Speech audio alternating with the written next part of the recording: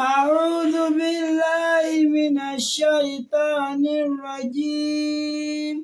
بسم الله الرحمن الرحيم قل هذه سبيلي أدعو إلى الله على بصيرة أنا ومن اتبعني وسبحان الله وما أنا من المشركين أيا طيب الأسماء يا من هو الله ومن لا يسمى ذلك الاسم إلا هو ومن كل ما نشكوه يا رب عافنا كأيوب إذ عافيته بعد بلواه فما كان من ربي فإنك ربه وما كان من مولى فإنك مولاه فأنزل علينا المن يا من بمنه على قوم موسى أنزل المن والسلوى على قوم موسى أنزل المن والسلوى أعوذ بالله من الشيطان الرجيم بسم الله الرحمن الرحيم أكراني كيكي أولا الجنة السلام عليكم ورحمة الله وبركاته أكرا كابو سريتو البصيرة ètò máa ń dé sétí gbọ́ ẹnìkọ̀ọ̀kan wa láti iléeṣẹ́ rédíò Solutions FM 93.9 ní Àwẹ̀ní House ní Òkè Àdúbí. Ètò náà ti dé sórí afẹ́fẹ́ pẹ̀lú ìyọ̀ǹda àtọlọ́run. Àwọn SARS wa tí wọ́n máa ń fún wa ní oúnjẹ ẹ̀mí ọ̀rọ̀ Ọlọ́run ní gbogbo àwọn ti wà ní ìkàlẹ̀. Ara gbogbo àwọn olólùfẹ́ òdodo kí á súnmọ́ tòsí ká sì máa fọkàn bá ìdánilẹ́kọ̀ọ́ ẹ̀sìn náà lọ kọ́lọ́run kó san wá ní ẹ̀san olóore Allahumma amin. Àwọn SARS wa tí a tún máa ń gbọ́ ọ̀rọ̀ lẹ́nu wọn lálẹ́ gẹ́gẹ́ bí a ti ń gbọ́ látẹ̀yìnwá àwọn náà sọ Suleiman bun Ibrahim Abu Ibrahim Ẹ̀sàòkè kọ́lọ́run jẹ́ kí á rí wọn pẹ́ bismillah. أعوذ بالله من الشيطان الرجيم بسم الله الرحمن الرحيم الحمد لله والصلاة والسلام على أشرف المرسلين محمد بن عبد الله صلى الله عليه وسلم وعلى آله وأصحابه ومن سلك مسلكهم ونهج منهجهم إلى يوم الدين وبعد. adúpẹ́ lọ sí ọ̀dọ̀ Ọlọ́run alhamdulillah ọba tí ó ṣe wá ní mùsùlùmí òun náà lọ́ba tí adúpẹ́ fún. À ń tọrọ àlékún àlékún ìgẹ̀ fún aṣíwájú ẹ̀dá Ànábì wa Muhammad sallallahu alaihi wasallam. Ìkẹ́ Ọlọ́run kó máa bá Ànábì àti àwọn aráalé rẹ̀ àtàwọn sọ̀hábà rẹ̀ àti gbogbo àwọn mùsùlùmí tí à ń tẹ̀lé ojúpọ̀nà tí Ànábì wa sallallahu alaihi wasallam tó filẹ̀ títí ó fi di ọjọ́ gbédal kìyàmà. Akíra wa yí pé assalamu alaikum wa rahmatullahi wa barakatuh. wa alaikum assalam wa rahmatullahi wa barakatuh. Ní àkọ́kọ́ bá ti máa ń ṣàdúrà àwọn àfáwà tí wọ́n kọ́ wá ń kí ọba Ọ̀gbẹ́ni Mádùlẹ̀ Àrọ́bí Ọlọ́run bá ní kẹ́ wọn. Àmín. Ọlọ́run bá ní ṣekú ní ìsinmi fún wọn. Àmín. Àwọn àfáwà tí wọ́n kù tí wọ́n múlé lọ́wọ́ Ọlọ́run bá ní kí lábá ní ṣàlékún dáadáa wọn. Àmín. Ọba àgbà mọ́múlẹ̀ Ìbàdàn àti gbogbo káńsùlà tó kédélẹ̀ Ọlọ́run bá ní wà pẹ̀lú wọn. Àmín. Gbogbo àwọn bàbá tí wọ́n ti lọ tí wọ́n ṣe Ọlọ́run nílùú táwẹ̀ àti láyè kọ̀ọ̀kan ọlọ́ba àríkẹ́ ọlọ́ba ni mójúkó ńlá ìfi wọn Àmín. wọlé àjọ kan sọ lọ́hùn. àwa kí gbogbo ẹ̀yin olólùfẹ́ wa tí ẹ̀ ń gbọ́ wa nílé àtẹ̀yin tẹ́ ń wò wá lórí ẹ̀rọ ayélujára ti Facebook wípé àánú ọlọ́run kò ní fi ẹnì kọ̀ọ̀kan wálẹ̀ Àmín. wọlé àjọ kan sọ lọ́hùn. kọ́lọ́n kó jẹ́ ká bá níbi tó gbé lérè kárí ọ̀nà ọlọ́run láyé ń bì kárí inú sàárè kárí ń jọ̀gbọ̀dà lè kíámà la hawla wala quwwata illa billahil azim. iléeṣẹ́ Solution FM ọlọ́run má jẹ́ kó jóná Àmín. wọlé àjọ kan sọ lọ́hùn. ní alẹ́ níta fẹ́ sọ òun náà ni ìrìn àjò àjà àti ọ̀rọ̀ ànábì wa Isa alayhi salatu wassalam. so a fẹ́ kó nǹkan méjì papọ̀, ọ̀rọ̀ Jésù àti ìrìn àjò àjà lákọ́kọ́ fẹ́ sọ ká tó sọ ọ̀rọ̀ ànábì Isa alayhi salatu wassalam. so nílẹ̀ Yorùbá tí wọ́n bá dárúkọ àjà kì í ṣajá o, àjà dodo nínú èdè Yorùbá. so ìrìn àjò kan ní tó ń wá látọwọ́ àwọn àlìjànú. so ọ̀pọ̀lọpọ̀ àwa tá a bá jẹ́ ọmọ kéékèèké ti sìn tí a wáyé láyé Indomie nígbà tí ayé ti lajú, ọ̀pọ̀lọpọ̀ àwọn àlìjànú ti sákò láàrin ìgboro, ó yàtọ̀ sí tayé ìgbà kan. so àwa tá a bá jẹ́ ọmọ Indomie àlèmọ̀mọ̀ tí a ń pè lájà. so àwa oní Indomie generation báyìí àlèmọ̀mọ̀, ṣùgbọ́n báwa náà ṣe kéré tó yìí abára ẹlẹ́ràlẹ́ rẹ̀ ńlẹ̀ táwọn òbí wọ́ọ̀mù sọ́fà kí máa wọ ọba lágbájá o bó ṣe ń wo 20 ọdún làjà fi gbé lọ. kí ni à ń pè ní àjà? ká kọ́kọ́ sọ ní tí yóò lè bá tètè yé àwa oní Indomie generation. ṣùgbọ́n àwọn àgbàlagbà tí ń gbọ́ mi lé wọn ó ti máa rántí, àwọn bàbá mi ó ti máa rántí lábà wa bàbá gà ní kinní kan, bàbá gbádàmọ̀ sí kinní kan, ó dídí 20 ọdún làjà fi gbé lọ. kí ni à ń pè lájà? òun náà ni pé wọn ò kàn ní rí ẹni yẹn mọ́, ìjìlẹ̀jà wọn kàn sáà rí pé wọ́n ń wá lágbájá o, bóyá tẹ́gùn ló gbé lọ ní o, píkà ní o, wọn ò ní rí mọ́.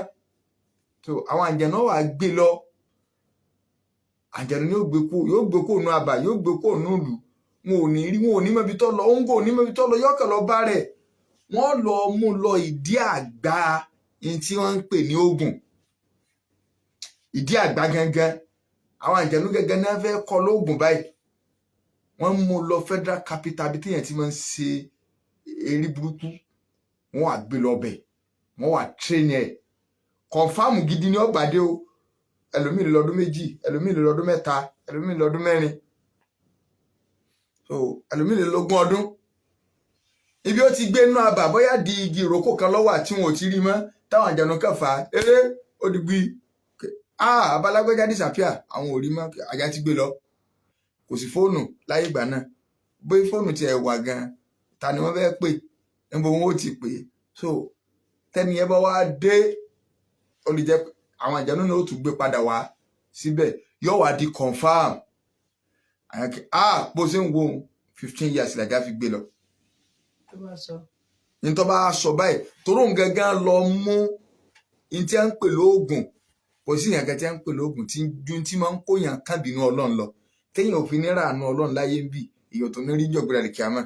gbogbo iṣẹ́ téèyàn bá ṣe àṣedànù ni, kódà tí bá ń kírun tí ń gbààwẹ̀,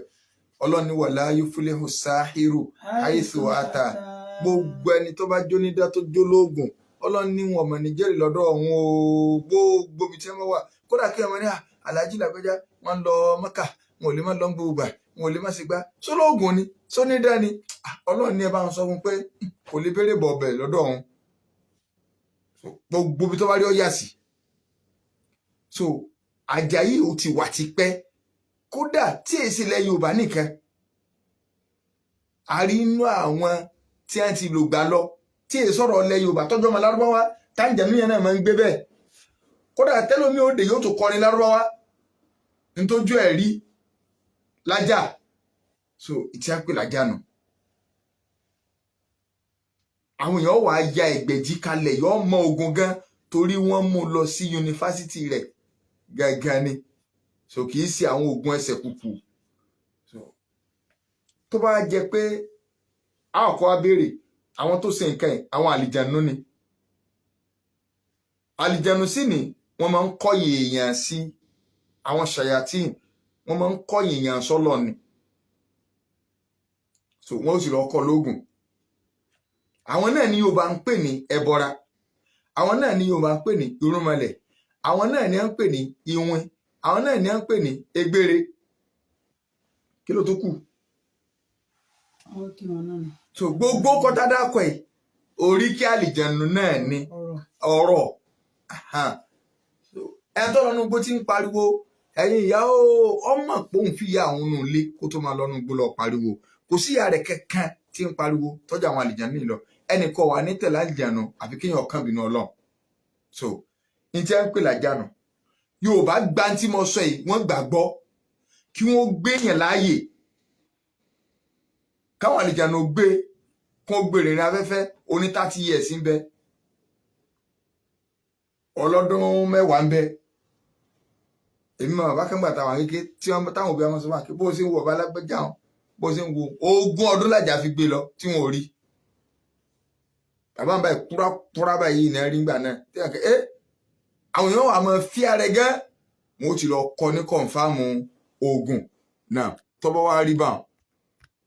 ibi tí mò ń lọ ni o. Tá a bá gbà yìí pé àjà wà nílẹ̀ Yorùbá tí máa ń gbé yàn tá a tako kí ló dé fi wá ń tako ti Ọlọ́run gẹ́gẹ́ tó yẹ pé lọ́dẹ yàn àtàlìjànù ńlọ́dẹ ẹranko lọ́dàgì òun ló fi làákàyè sọmọnìyàn lórí òun ló fáwọn àlìjànù lágbára tí a fi lè gbé yàn ńlẹ̀ tí ò sí láàrin wa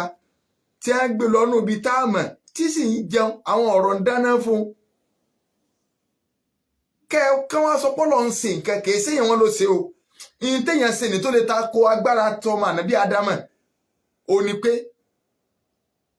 àwọn kidnapper náà jẹ̀nu àwọn bandits inú wọn ti jí àwọn bàbá wa gbérí láyé ìjọ nígbà tàjé ojú dúdú tí wọ́n máa lọ́nu àbà àwọn bandits àjẹ̀nà ọkàn kidnap wọn ò ní rí wọn but àwọn ò ní béèrè ransom kankan pé ẹ sanwó báyìí o ju pé ẹni ẹ lè wà lọ́dọ̀ wọn fún 20 years lọ àwọn náà wọ́n máa fún lóúnjẹ wọ́n wà máa kọ́ lóògùn pé kọ́ wá di ẹgbẹ̀jì tó bá délé padà. So àwọn bandits ayé ìjọ nú àwọn àjẹ̀nù ó là ń sọ yìí o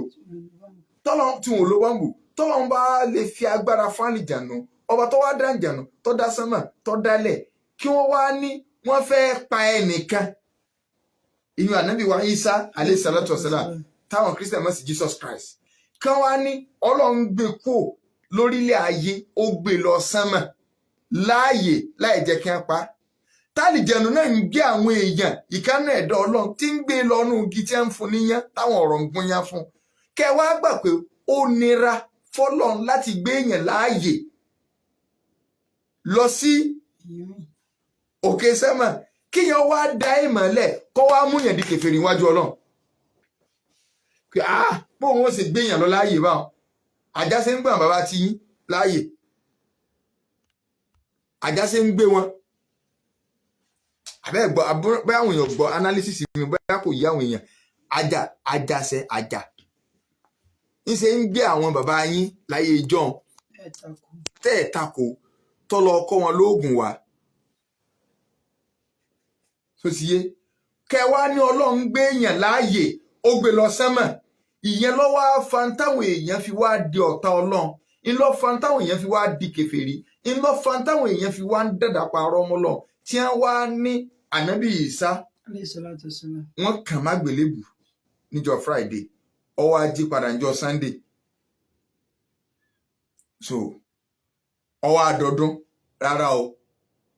wọn ò kàn ànábì Ìsá má gbélébù wọn ò pa kò sì kú fún rẹ̀ Ọlọ́run tó fàlìjẹ̀nù lágbára tó ń gbé ọmọ ànábì Ádámọ̀ ńlẹ̀ láti lọ kọ́ lóògùn tí ó mú di ẹni tọ́lọ́run ó bínú sí Ọlọ́run yẹn la wá ló ṣe nǹkan lọ́wọ́ á ń yọ̀ ọ́ lẹ́nu èèmọ̀ Ọlọ́run pọ̀ lórílẹ̀ Ọlọ́run lè mọ̀tọ̀ pọ̀ ká wá lọ bí èèmọ̀ Ọlọ́run so èèmọ̀ tànàbí Ìsá kéré èèmọ̀ ńláńlá tọ́lọ́run sí fànàbí Ìsá kò ju bí 3 àbí 4 lọ tọ́wọ́ fẹ́ di tọ́wọ́ gbogbo bí 3 àbí bí 3 yẹn náà ńlọ wá fẹ́ fa tọ́mọ ànábì Ádámọ̀ fẹ́ fi tí ọmọ ànábì Ádámọ̀ fi di kèfèrí tí àwọn apá kan náà ànábì Ádámọ̀ fi di kèfèrí sọ́lọ̀ kí làwọn ìmọ̀ náà ẹ jẹ́ á lọ bíbí rẹ̀ ọlọ́run clear rẹ̀ kí ni tí ń jọ yín lójú ẹ jẹ́ á lọ nù Suratu Ali Imran náà kí lọ́lọ́run bá lè kí ọlá ń wí. Inna Allah astafa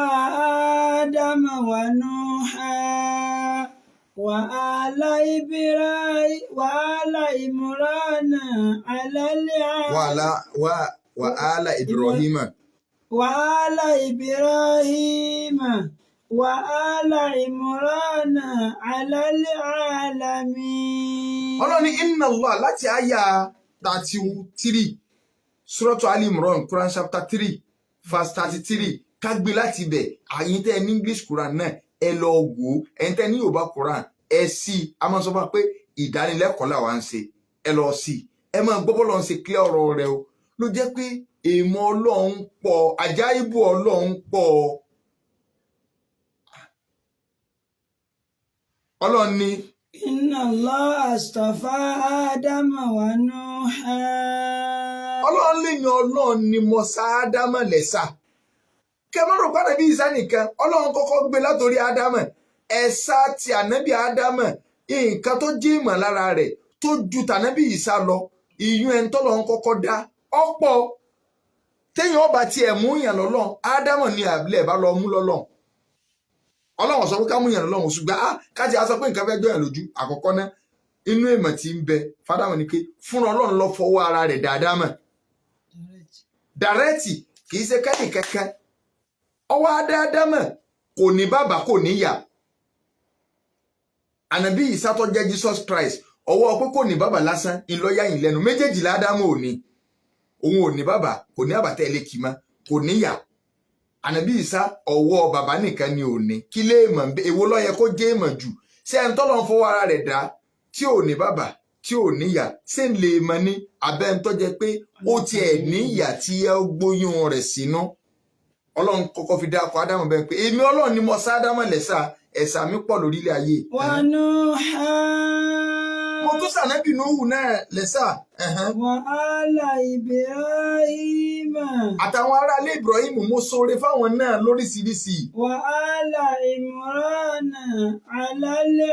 alamin. Àtàwọn aráalé Imran ṣé ẹ ṣe máa ti ń dákọ̀ aráalé Imran wọ́n ń rí fáà sí Maryam ìyá Jesus Christ táwọn Christian pè ní Maria àti Jesus Christ gẹ́gẹ́ táwọn mùsùlùmí ń pè ní Isa alayhi salatu wassalam so àwọn ará ilé mọ̀ọ́dá àwọn ẹ̀sà èmi Ọlọ́run pọ̀ kìí ṣẹnìkan lẹ̀sẹ̀ èmi Ọlọ́run tẹ́ wá fẹ́ mú lọ́lọ́run Ọlọ́run ní zurriyatan ba'duha min ba'd àwọn àrọmọdọ́mọ ni wọ́n mo sì wọ́n lárọmọdọ́mọ yìí tèmi Ọlọ́run sí pọ̀ apá kan wọn náà apá kan mò ń gbọ́lá fún mò ń ṣe wọ́n pé ẹni ẹ̀sàlẹ̀ ẹ̀yìn eléyìí lórí gbogbo ayé pátá tèmi Ọlọ́run ọba àlékọ́lá tí mo dá Ọlọ́run wá fẹ́ jẹ́ ká mọ̀ ọ̀rọ̀ Imran ta ni ń pè ní Imran Ọlọ́run wá ní. إذ قالت امرأة عمران رب إني نذرت لك ما في بطني محررا فتقبل مني إنك أنت السميع العليم. Imran yìí òun náà ni àwọn àbáwò ní Murana ẹni à ń pè Murana so Imran ọmọ Bashim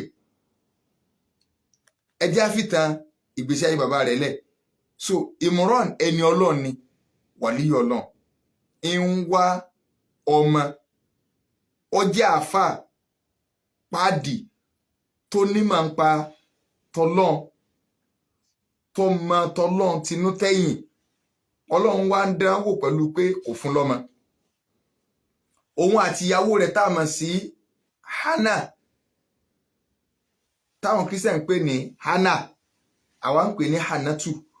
so òun àti ìyàwó rẹ̀ wọ́n jọ ń wọ́mọ wọ́n ń bẹ lọ́n wọ́n ń rawọ́ rasẹ̀ sọ́lọ́n Ọlọ́run ní máa ń fún yàn lọ́mọ kò sẹ́ni tó lè fún yàn lọ́mọ yàtọ̀ sọ́lọ́n Ògún kankan ò gbọ́mọ kalẹ̀ Ṣàngó kankan ò gbọ́mọ kalẹ̀ Ọya kankan ò gbọ́mọ kalẹ̀ omi kankan ò gbọ́mọ kalẹ̀ má tọrọ ọmọ lọ́dọ̀ ẹnì kankan tọrọ ọmọ lọ́dọ̀ Ọlọ́run inú títí ẹ̀ máa ń yà wá lẹ́nu ni pé àwọn èèyàn máa lọ tọrọ ọmọ lọ́dọ̀ ẹ̀ ń tẹ́ ẹ ní wọ́n fọ ọmọ bú ẹni wọ́n fi ọmọ bú ni o ọwọ́ abínú dòdò ẹ mà gbọ́ wọ́n ní òbí ma ẹ wá ló bínú dòdò ẹnìkan wá fẹ́ bímọ ọ ni wọ́n lọ máa tọrọ lọ́dọ̀ ẹ̀ ń tí wọ́n fọmọ bú tí ò lágbára àti fúnra ẹ̀ lọ́mọ tó bínú dòdò ẹwà tó di jẹ́ so àwọn eléyìí rawọ́ sọ́lọ̀ wọn ń bẹ̀ ọlọ́run gbàdúrà Anatu lóyún Imran kú ẹ̀wù nǹkan ọlọ́run ṣàánú wa Anatu lóyún Imran kú Anatu ń bọ̀ wá lóyún ìwà ń sọ fọlọ́n pé. Inni nadartu laka ma fi batni muharrara fataqabbal minni innaka anta sami'ul alim. Ó ní wọ́n lọ́n oyún tí ń bẹ́ẹ̀ nù mí ní tí ń bẹ́ẹ̀ ń bẹ́ẹ̀ mo fi lérí fún wọ́n lọ́n wípé tí ẹni ó ṣe tí n bá ti ń bí báyìí mọ́sálásí náà ní wàá gbèjù sí tọ́rọ àfáàn bàbá rẹ̀ ẹlòmíì ọkọ tó kú ń lọ dàgbèsè ayé àwọn ọmọ rú torí pé kò róbìnrin filẹ̀ àníyàn dáadáa ni bàbá ní ẹlẹ́sìn ni bàbá ṣùgbọ́n yàwó tó fẹ́ pàpà ńlá gini ikú dá lóró àwọn obìnrin yóò lè kọ̀ntínú wọn fún àwọn ẹlẹ́kọ̀ọ́ gidi mọ́ wọ́n padà sọ wọ́n di ọmọ gànfẹ́ wọ́n padà sọ wọ́n dọmọ tí ń sádà tí Anatu ò rí bẹ́ẹ̀ ó ti ń sọ fọ́lọ́run pé àníṣẹ́ tí ẹ lọ́mọ yìí ó ṣe ọmọ irú oyún tí mo ní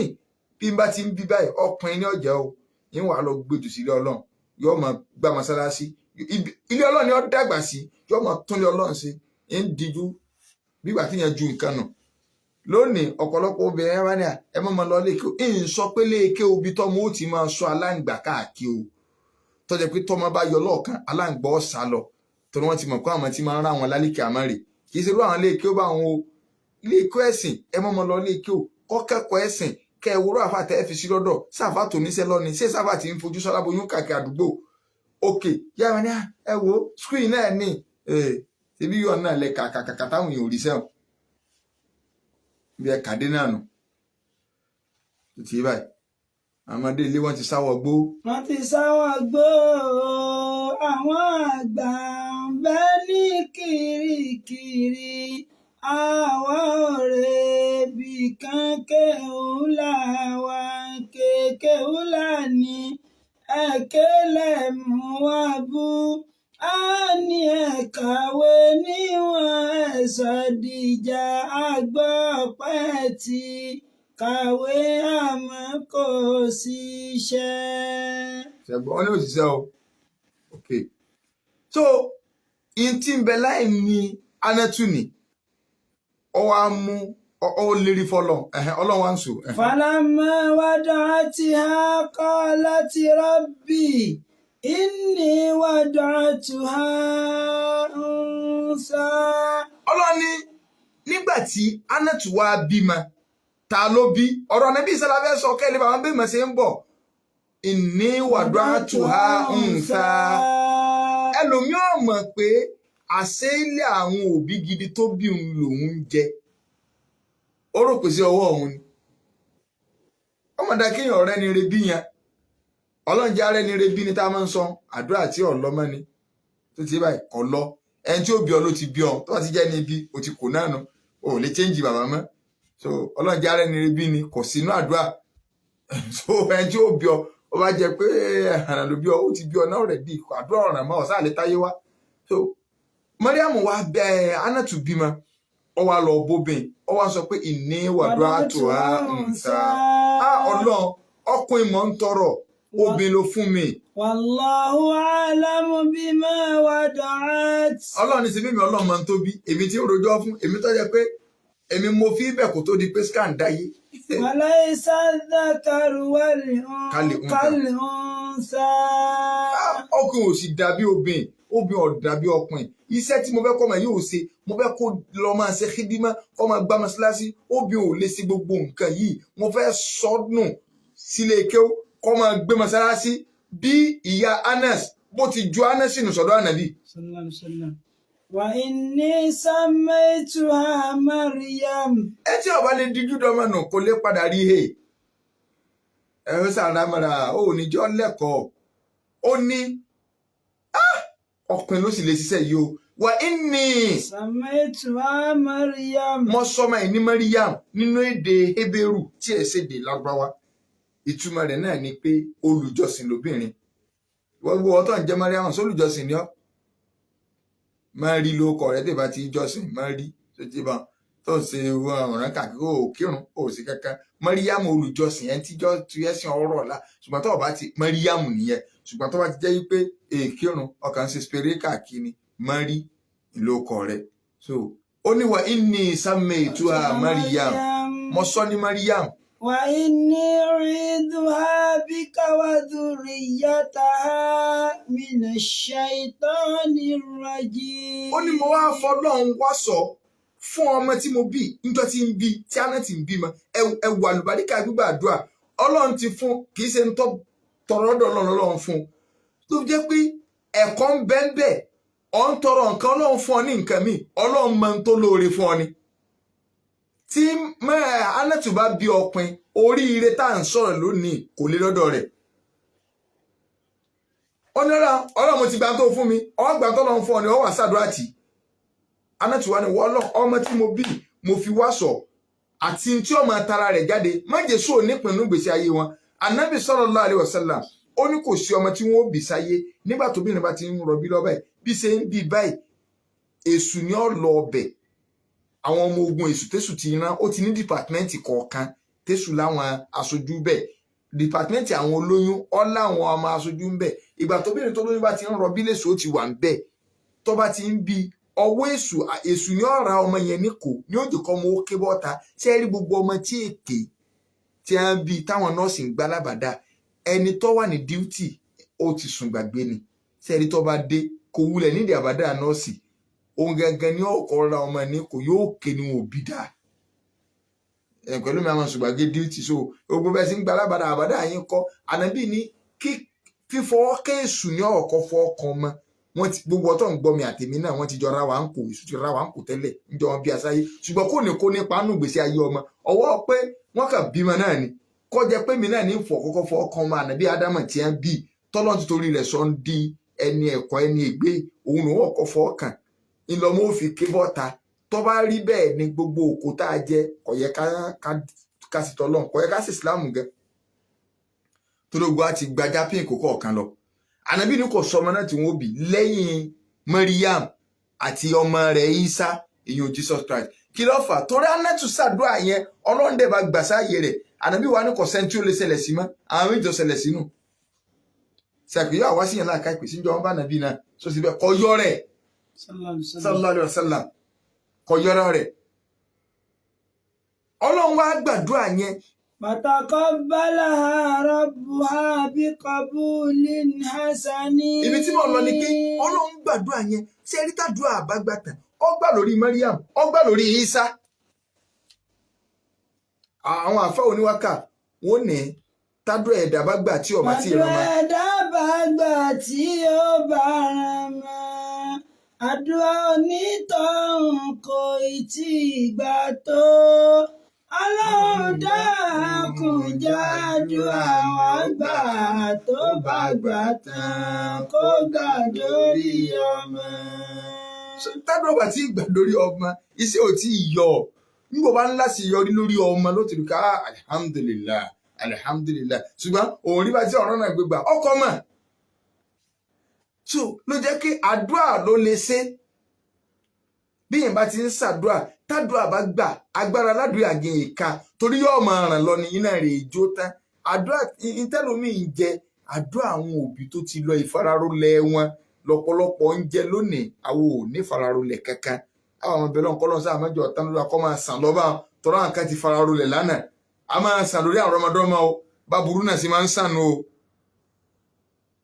ẹlòmíín sáná ní káàkiri ègún náà ni wọ́n ní n táwọn òbí rẹ̀ ti gbìn lẹ̀ ni àbúrú wọn gbìn lẹ̀ so lọ́mọ fi wá ń sáná ní báyìí ó sì gbọ́dọ̀ sí pé fún ibi tó lọ́run lọ gbà wáyé náà ló ti gbà wáyé o ọlọ́run tó bìrì ó bí níṣẹ́ kò ṣeé ṣe kí ni o kò ṣeé ṣe mọ́ ẹni tí ó bí ọ ló ti bí ọ kò bá máa mú pàrágà ó ti bí ọ sáyé ó ti bí ọ sáyé òbí ti ẹnu so lẹ́yìn ilé ìyá wa Maryam wọ́n ti bí sẹ́wọ̀n pa déhùn títí ti ṣe ìlérí tó ti lérí ni pé ń gbé lọ ilé Ọlọ́run ọmú lè rí iṣẹ́ o kò tó ní pọ́jọ́ bí o ló jẹ́ pé gbogbo ẹni ọba lérí kóun ó ṣe nǹkan tó bá ti lérí kóun ó ṣe nǹkan ìlérí yẹn ó gbọ́dọ̀ ṣe ó gbọ́dọ̀ ṣe àfi tó bá jẹ́ pàbùrú lóhun ó sì lókù ànábì ilẹ̀ tó bá búra pé òun ò ṣe nǹkan kankan àbó òun ò ní ṣe nǹkan tó wá rí i pé kóun ò sí ìdàkejì rẹ̀ ńlọ́dà kò mọ̀ tẹ́lẹ̀ tó fi búra ànábì ní ìntọ́ dá ni kó mú wá yọ wà á san kàfàrà yọ gbàwẹ̀ mẹ́ta padà kàfàrà. So ànábì wa Zakariya alayhi salatu wassalam òun ló wá ń tọ́jú ìtẹ̀pọ̀ ń bi bóò ni wọ́n ṣe tọ́jú Maryam báwo ni wọ́n ṣe tọ́jú rẹ̀ so gbogbo àwọn tó wà ń bẹ̀ òun ni ànábì Zakariya òun ni gègé tiẹ̀ tẹ̀wọ̀n ọlọ́run sọ̀tàn yẹn nínú Al-Qur'ani Karim ànábì Zakariya sì ni ìyàwó tiẹ̀ fámílì ìyá Maryam ní tí ṣe Hannat Zakariya ṣàtọ́jú rẹ̀ ọlọ́run wá ní kullama dakhala alayha Zakariya al-mihraba. Gbogbo ìgbà tí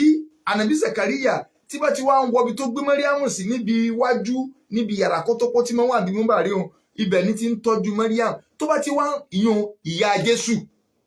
Wajada inda rizqa. Bẹ́ẹ̀ ni wọ́n máa bá oúnjẹ lọ́dọ̀ rẹ̀ àwọn àfáàní irú oúnjẹ wo oúnjẹ tí èsì ń tọ́ wà nínú lásìkò ìgbà náà oúnjẹ inú ẹ̀rùn yóò bá lásìkò òjò oúnjẹ òjò yóò bá lásìkò ẹ̀rùn ká ìwà ń wò pé kí ló dé. Qala ya Maryam anna laki hadha. Ẹ dákun ẹ jọ̀ọ́ kí n tó máa sọ̀tàn yín lọ gbogbo àwọn tí ń kílèmù káwọn làwọn nánà bí Ìsá ẹni wọ́n sọrú ìtàn báyìí nípa ìyá tó bí nínú ìwé ọwọ́ wọn.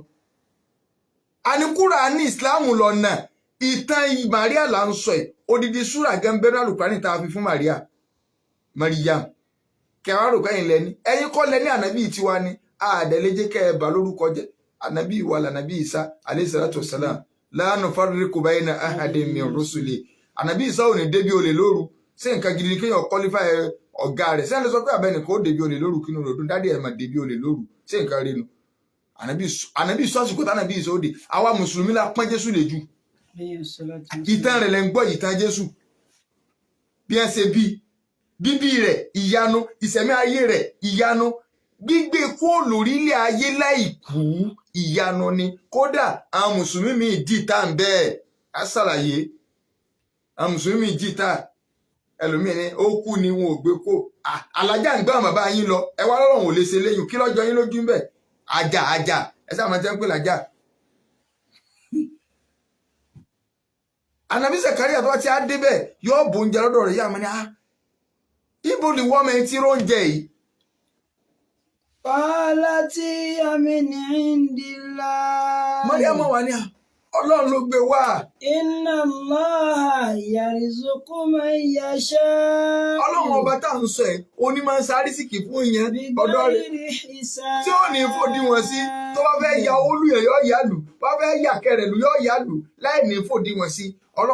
Zakariya wà òkè tọ́lọ́n bá fi lè máa ń ṣe àrísìkì fún ọmọ kékeré báyìí tó tún wá jẹ́ nǹkan tá a rí rí èmi náà ń béèrè oore lọ́dọ̀ Ọlọ́run ibi dáadáa lèyẹn tí máa ń béèrè dáadáa Zakariya rí oore pé ọmọ ilé yìí Zakariya náà wà wò pé n ò tí ì bímọ a jẹ́ pé bí mo ṣe dàgbà tó tí ì bímọ yìí kò sí ní tọ́lọ́run ò lè ṣe. Qala rabbi habli min ladunka dhurriyyatan tayyibatan. Ẹ tún máa wẹ̀kọ́ mi ànábì Zakariya wa ń bẹ lọ́n pé ìwọ Ọlọ́run fún mi náà lọ́mọ ọmọ alálùbáríkà kò ti torí pójú ń pọ́n kọ́kà sọ pé ẹlòmíì kò má dọ́ àṣe torí pójú ń pọ́n ìwọ Ọlọ́run kò bá tiẹ̀ fún láàárọ̀ kó kú nírọ̀lẹ́ ẹ máa gbọ́ ọwọ́ akú tán tó wà ń sọ kókó òsìjọ́ bò ń kalẹ̀ irọ́ ṣe bí bá ń káàárọ̀ ló béèrè kì í ṣe bá ń kalẹ̀ so àwọn ànábì Ọlọ́run ìpọ́njú ìbá wọn débi kó wọ́n fi sì sọ ẹlòmíì ò ní kọ́ wọ́n sá wà nínú àkọọ́lẹ̀ pé òun náà bímọ Ọlọ́run rárá Zakariya ìwọ ọlọ́run ọba yìí ìwọ lọba tó ń gbọ́ àdúrà ọlọ́run ní máa ń gba àdúrà tó bá ti gbọ́ tán yóò tún wá gbà tiwa ni ká ṣe àdúrà mùsùlùmí gbàdúrà ẹ jẹ́ ká gbàdúrà ṣé wọn náà gbà ni ṣé wọn ọ̀rọ̀ awọ́ sẹ́nìkan ni ẹni tó ọ̀rọ̀ awọ́ sí yẹn ni ó gbà kò sí ọ̀rọ̀ àṣìṣe ọ̀rọ̀ ní kẹ́yẹ jẹ́ gbàdúrà no a ṣe àdúrà ọlọ́run wà á gba àdúrà ìwọ ló ń gbọ́ àdúrà ẹni tó bá dẹ̀ ti gbọ́ o ti tán láti gbà nù. fanadati ulmalaika. kákọ́ tibẹ̀ yẹn àwọn mọ̀lẹ́kà wà ní ìwọ Zakariya ìwọ náà ò bímọ nígbà ó ti rí oore tó dáa tó ti tọrọ rẹ̀ ìwọ náà ò bímọ so wọ́n fún ní èrò bíbí ọmọ. قال رب أن يكون لي لقد بلغني الكبر وامرأتي عاقرا قال كذلك الله يفعل ما يشاء. ìtú wáyé Zakariya lẹ́nu kó wọ́n lọ nígbà tó wá fún mi ní òótọ́ ọmọlẹ́ka sí mi pé ń bímọ ìyàwó mi ló ti darúgbó ó ti wọ menopause kò sí nǹkan oṣù mọ́ sí àpè lọ́dọ̀ tiwa á ní ó ti tán nù ọlọ́run ti dá lágànù kẹ́lí bá mọ̀ pé èèmọ̀ ọlọ́run pọ̀ ọ̀rọ̀ Jésù lọ́lọ́run fẹ́ sọ ẹ wo bí tó ti ọkọ̀ gbé ìmọ̀ wá ọ̀dà kọ̀ọ̀rọ̀ àná bí Ádámù tí ò ní bàbá tí ò ní ìyá ó sọ orí tí ń ṣe ọwọ́ àṣẹ wàá sọ orí ìdílé àwọn Jésù gangan ìwà ń bọ̀ pé jẹ́ ń gbé tàn rẹ̀ fún yín pilẹ̀ èèmọ̀ mò ń ṣe ẹni ó gba ìyá Jésù tọ́gbàtọ́ Zakariya arúgbó ni òun gan ti darúgbó olójú obìnrin tó lè súnmọ́ mọ́ ìyàwó ló ti darúgbó yìí tí ò lè bímọ ọlọ́run wá ní látara pé mo ṣe ìyá tó bí ìyá Jésù gan léèmọ̀ tí mo ti ń tọ́jú rẹ̀ tó ń jẹ́ ń bẹ lọ́dọ̀ rẹ̀ ẹ wo bí èèmọ̀ yẹn ṣe ń tẹ̀léra wọn o àwọn Christian gan wọn ò bá yanjú èèmọ̀ yìí o ọlọ́run mọ̀ lágbára gan kọjá ń tẹ́lẹ̀ máa ro so ọwọ́ ọpẹ́ tó wá tọrọ oore tó tọrọ òun náà káwọ́ká ọba tí ń gbóúnjẹ ẹ̀rùn wá nú òjò fúnrú ọmọ kékeré ilé tí ń gbóúnjẹ nú òjò wá nú ẹ̀rùn fọmọ kékeré ilé tèmi náà òbí lè rè ọlọ́run á tún fún nírò tán wá ní bóò ló ṣe lè ṣẹlẹ̀ ṣé ń lọ fẹ́yàwó mi ni àbí ìyá ẹgẹ tó ti gbé náà tún ni ọlọ́ni lọ́dọ̀ tí ni ò ti rọrùn ẹ̀yin lẹ́ ń ka menopause ẹ̀yin lẹ́ ń ka éèjì síbí mi ọlọ́run tèmi kan ní pé súnmọ́ kó doyún kó ń fàyà kó kí ni lè ṣe Zakariya gbójú bẹ́ẹ̀ ó bímọ. Qala rabbi ij'alni ayatan qala ayatuka alla tukallima an-nasa thalathata ayyam illa ramza wadhkur rabbaka kathira wasabbih bil-'ashiyyi wal-ibkar. Ọlọ́run kọ́ ní tí ọmọ ṣe nu. وإذ قالت الملائكة يا مريم. ibi tá a tún wá ń lọ ni ọlọ́run á fẹ́ bọ́ sí ìtàn ìyá Jésù sẹ́ni bó ti sọ̀tàn ìyá rẹ̀ àti bí wọ́n ṣe tọ́jú ẹni tí ń tọ́jú Zakariya ànábì ọlọ́run ló tọ́jú Mariam bàbá rẹ̀ ló bí Mariam ìyá Jésù ìyá rẹ̀ ló bí ẹ wò ẹni rẹ̀ wá tọ́ àwọn àfáà wọn ní alálùbáríkà ló bí wa. Alálùbáríkà ló bí wa, alálùbáríkà ló kọ́ wa, alálùbáríkà ló wò wá dàgbà, làwa gangan fi jólú ọmọ. Nígbà alálùbáríkà bíyàn, ọ̀rọ̀ àfáàrí kọ́ńkéw bíi ti àbágbà ní Mádùlẹ̀ Arọ́bí, so bọ́ọ̀lù ọmọ kí ò sí wá ní dolú ọmọ. Ẹlòmíì rẹ ni ire bí ilé ike tí ń mú lọ lọ́sọ̀dọ̀ ẹ̀hànà ńlọ́sọ̀dọ̀ ẹgbẹ̀jì lápẹ́ apẹ́ kòkó tí a fi ń jó nǹkan ó wá wà lẹ́kùn lélẹ́ lọ àwọn òkà ṣe ilé ẹgbẹ̀jì là ń lọ ní abilé ìmáàmù ṣùgbọ́n bàtà alálùbáríkà ọ̀rá kò tí ọ̀tọ̀ ṣùgbọ́n alálùbáríkà ló bí a alálùbáríkà ló kọ́ wa alálùbáríkà ló rí wàdàgbà bóòlù àṣẹ ní ìjọlú ọmọ so alihamudulilayi àwọn abára wa dúpẹ́ lọ́dọ̀ Ọlọ́run o abára wa dúpẹ́ òbí tọ́lọ́run dá wa sí o so ọ̀rọ̀ Mariam bàbá rẹ̀ bí ìyá rẹ̀ bí ànábì ọlọ́run wá wò Zakariya ńgbọ́ wá fẹ́ di pé ọlọ́run wá ní wọ mẹ̀lẹ́ka ẹ̀yẹ máa bá ránṣẹ́ sí Mariam náà ẹ máa bá sọ̀rọ̀ kì í sànàbí ọlọ́run ó bí ò lè já ànábì ọlọ́run kò sóbínú ànábì ọlọ́run ẹ̀bí wọn bí ṣe ń gbò mẹ̀lẹ́ka kò sọ́dọ̀ ànábì ọlọ́run wọn ò gbèsè pé kó bí ọ wá di ṣe ha kọ́ wa di kìíní wọn ò gbé ránú Islam wà yìí o wọn ò gbéran rárá o kò sí tọkùnrin sí tóbi ò lè ṣe rárá o obì ò lè ṣe má mú o fáwọn ọkùnrin o. ọ̀yá. يا مريم إن الله اصطفاك وطهرك واصطفاك على نساء العالمين. àwọn mọ̀lẹ́kà ní Mariam ọlọ́run sọ ọ lẹ́sà ìwà Maria ọlọ́run dá ọ sàlẹ́sà ọlọ́run mọ kó o níbi gbogbo wà pálapàla àlọ́ sọ ọ lẹ́sà lórí gbogbo obìnrin ayé pátá. Ya Mariam. Ya Mariam kunuti li rabbiki. tọ́lọ́ ń bọ́ wá sóore fún yàn báyìí kí ló fi dúpẹ́ rẹ̀ gbogbo wa náà wọ́n fẹ́ pé àsákèésì náà àwọn mọ̀lẹ́kà wa ní ìwọ Mariam ọlọ́run ti ṣe ọ́ lámì báyìí o ó ti ṣe ọ́ ìyá rẹ̀ bí ọ bàbá rẹ̀ bí ọ ẹni rẹ̀ tọ́jú rẹ̀ dàgbà òòtú tí ó máa ṣe fọ́lọ́run báyìí nìsín ni pé ó kùnù tí li rabbiki máa páyọ̀ ọlọ́run ọba rẹ̀ máa bẹ̀rù rẹ̀ máa forí balẹ̀ máa ṣèjọsìn fún máa kírun máa sọ̀pọ̀lọpọ̀ náfìlà ìbáadà ìjọsìn nìyẹn fi máa ń dúpẹ́ orí ọlọ́run ẹlòmíì ọ̀nà ọlọ́run sóore fún òun pẹ̀lú ọyá ẹ̀pàlẹ̀ làró ọ̀hún fáì mórí dúpẹ́ orí ọlọ́run ìwọ Mariam ọyá lékún níjọsìn. dálíkà mi ní àǹbá il-ghaibi nuhihi ilayka. وما كنت لديهم إذ يلقون أقلامهم أيهم يكفل مريم وما كنت لديهم إذ يختصمون. so ọlọ́run wá ń sẹ̀nsọ́ tán bí Sàkáríyà bí àwọn nǹkan míì ṣe ń ṣẹlẹ̀ bí Sàkáríyà ṣe ìyẹn kọ́ ni. إذ قالت الملائكة يا مريم إن الله يبشرك بكلمة منه اسمه المسيح عيسى بن مريم وجيها في الدنيا والآخرة ومن المقربين. ọlọ́run náà mọ̀lẹ́kà àti fún ayé àbí mélòó kan báwọn àbí ọlọ́run náà mọ̀lẹ́kà wa ń sọ fún torí àwọn ibi tá a fún yẹn àti ìnídìí ẹ̀ báyìí. ọlọ́run àmọ̀lẹ́ká sọ pé Mariam o ti ń kírun báyìí o ti ń dúpẹ́ orí ọlọ́run nígbà o ti lè ń dúpẹ́ orí ọlọ́run àlékún lọ́kàn ọlọ́run wá ní á fún ọ nírò pé ó bímọ o.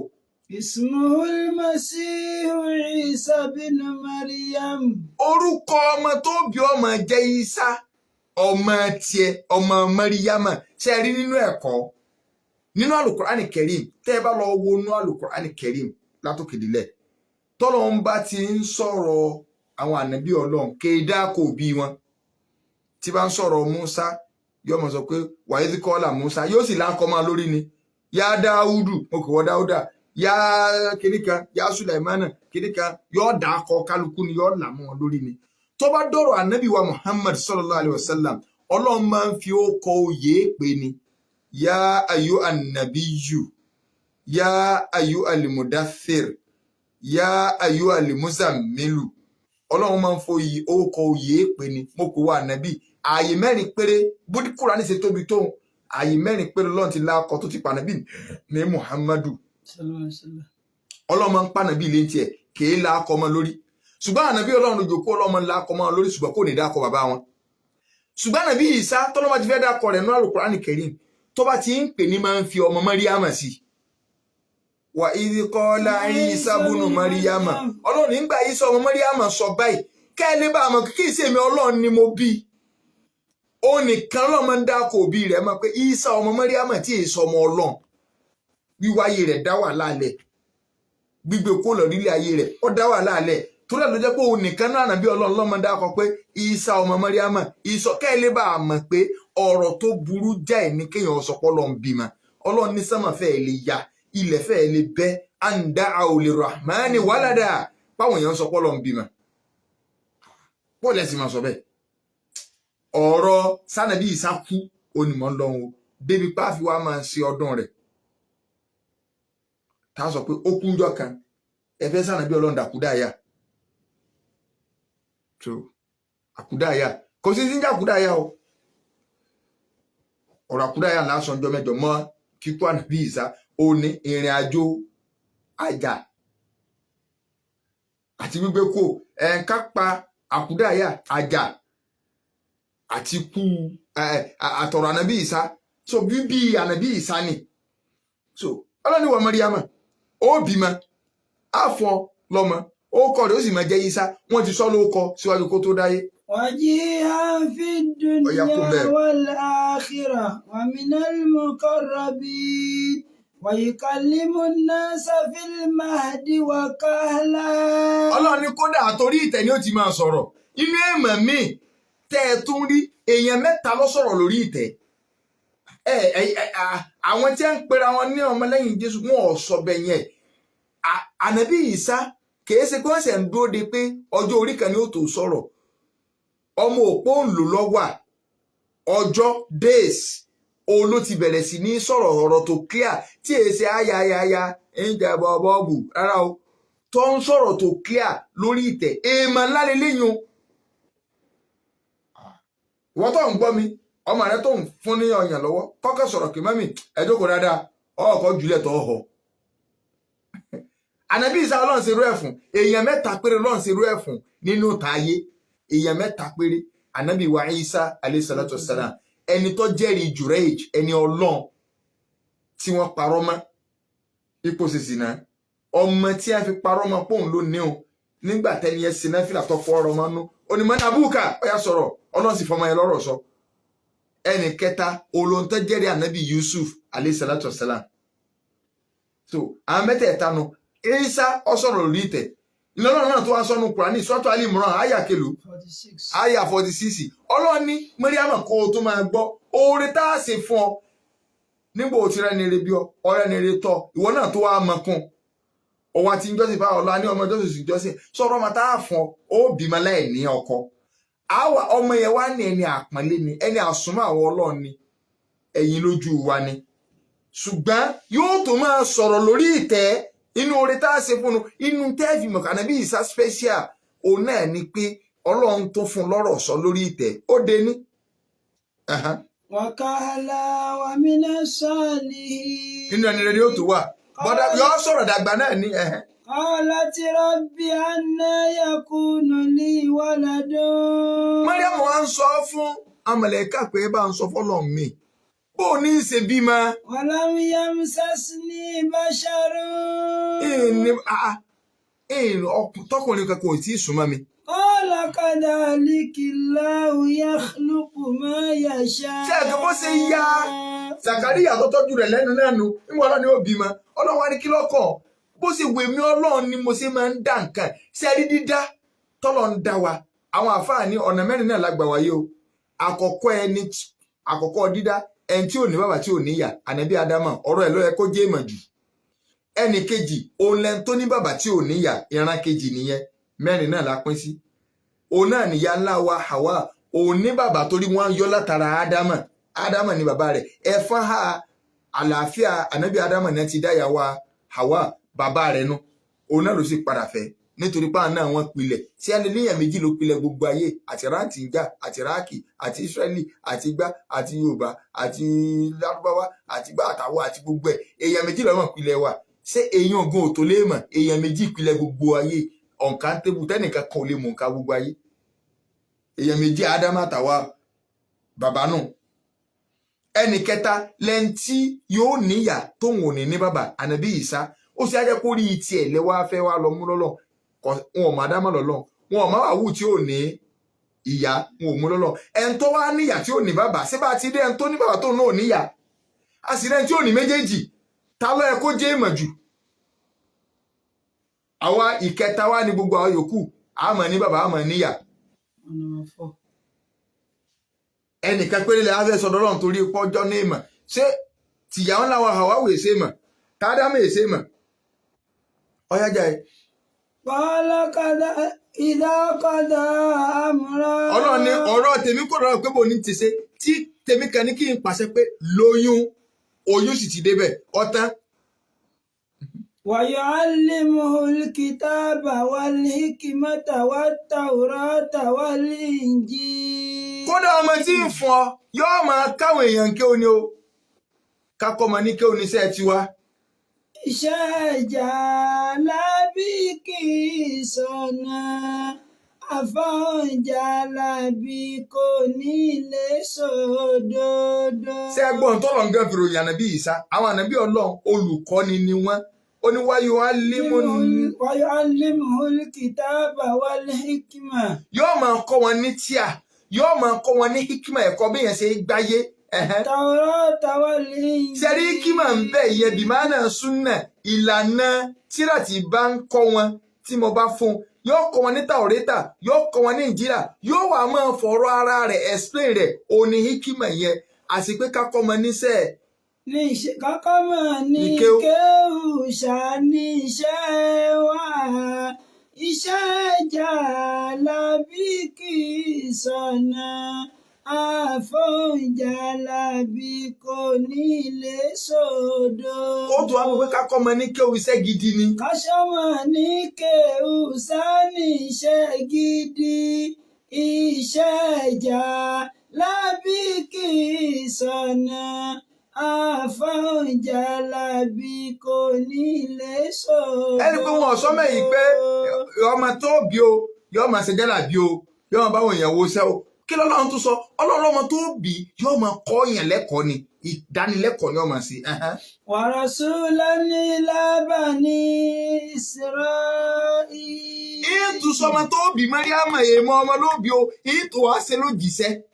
lẹ́yìn ó fi hàn pé yóò kọ́ níṣẹ́ ẹ̀kọ́ máa kọ́yàn kí ó yóò wá padà dòjíṣẹ́ àwọn ọmọ Ísírẹ́lì mo sì rán sí wọn rán sí gbogbo ayé.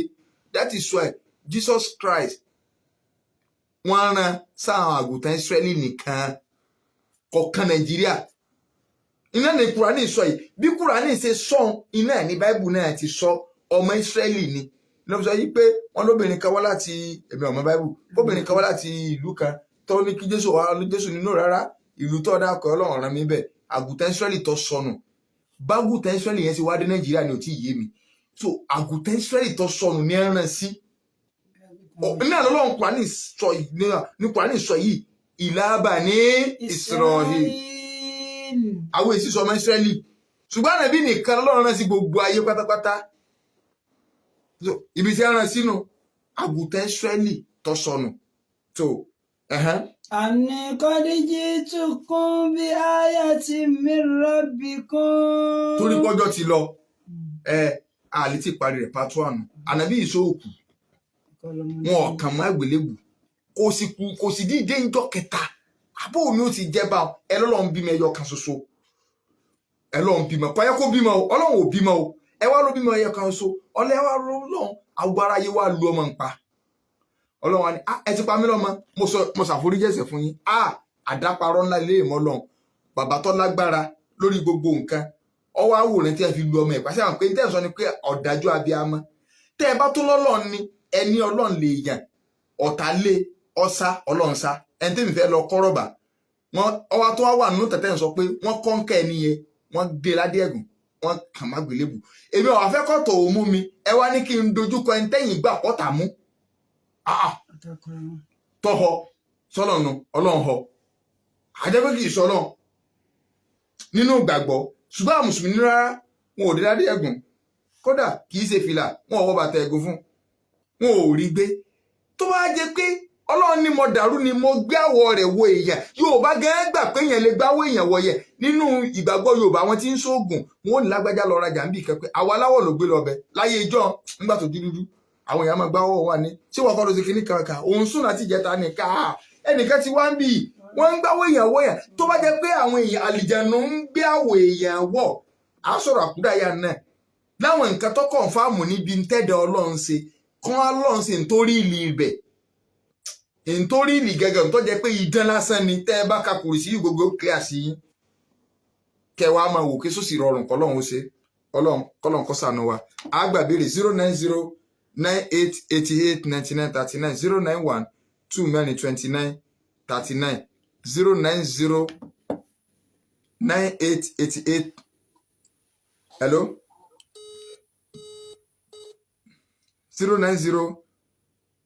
09098889939 hello salaam alaikum wa alaikum salam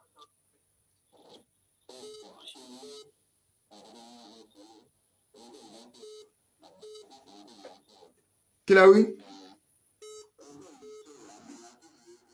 Okay.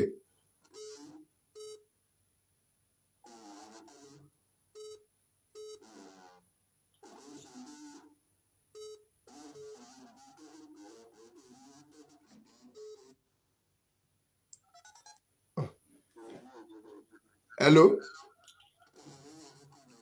Wa alaikum salam wa barakatuh. Okay, sir.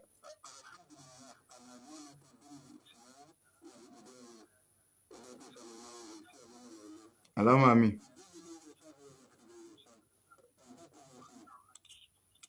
Now.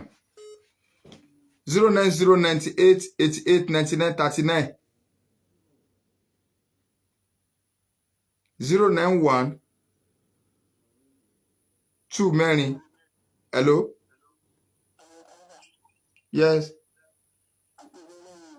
Yes, sir. Allahumma amin. Yeah.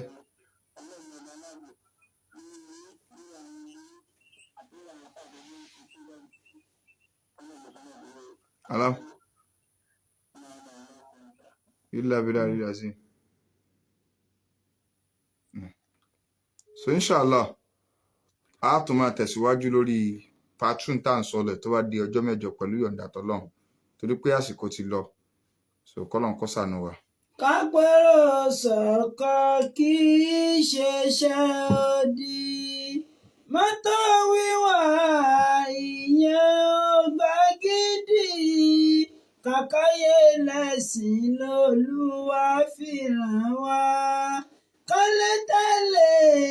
àṣẹ Olúwa ní. Kọ́lé tẹ̀lé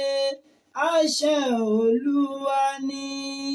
Bó ti wù kó lè tó nínú ìlú kan. Ó ti dájú párọ̀rùn fáwọn kan. Nínú àwọn táyé àárọ̀ lọ́rùn. Káwa mọ̀ wọ́n ọba olóore. Káwa mọ̀ wọ́n ọba olóore. Alhamdulillahi rabbil alamin. Oníjìbára fún ti òní tá bá ní ìbéèrè kàbíkẹ́ yìí tá fẹ́ bi àwọn stars wa léèrè 070 1064 39. Àwọn stars wa ní sọ Suleiman bin Ibrahim Ibrahim Ẹ̀sà òkè amójẹ́ ọ̀rọ̀ adébáyé tí a mi yù. Ridwanullah Muhammad Jamiu kí wọ́n jìbá jìnnà wákà súnà ní mi jẹ́ ìpàdé tó di níjà mẹ́jọ pẹ̀lú yọ̀ǹda tọ́lọ́ máa sàlám.